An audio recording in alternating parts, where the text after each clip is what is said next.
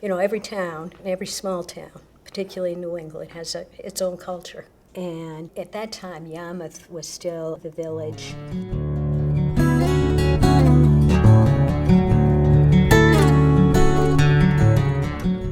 Yarmouth, Maine, a seafaring town that ship captains once called home, boasts one of the best school systems in New England. The first school in Yarmouth was founded in 1735, but in 1927 the town began to pay the private school, North Yarmouth Academy, to admit all high school-age students.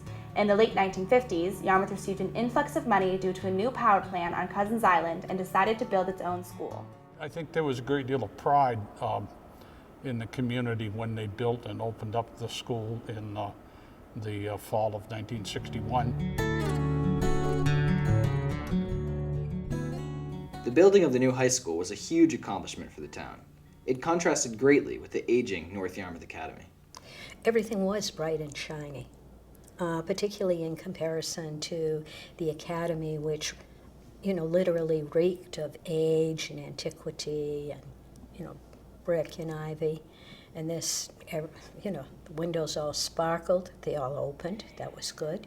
Everything was new. To have a chance to select everything, from the furniture to the mascot to the outfits that everyone wore, that's pretty exciting when you're on the ground level. New school, absolutely all new teachers, you know, that we'd never seen before, and you know, and we had an opportunity to make something of it. It was a beautiful school. It was going to be ours for a year, and we had a lot of thoughts about how it was going to be.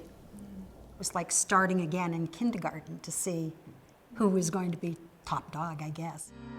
The class of 1962 was split between NYA and the new YHS. The students who chose Yarmouth High faced the challenge of being seniors at a completely new school, especially since they lost half of the classmates they'd grown up with.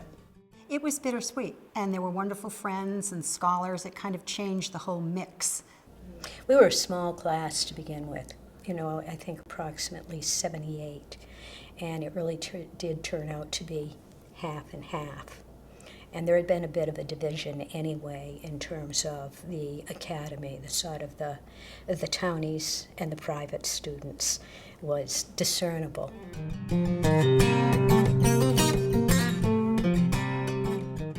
Despite this animosity, school spirit was strong during the first year of Yarmouth High School. Theater performances, club events, and sports drew in not only students, but Yarmouth residents as well. The school was our focal point. The school was much more a center for not only the kids, but the community. And the sporting events brought the families to this school. They were always crowded. People followed basketball. Basketball was the sport.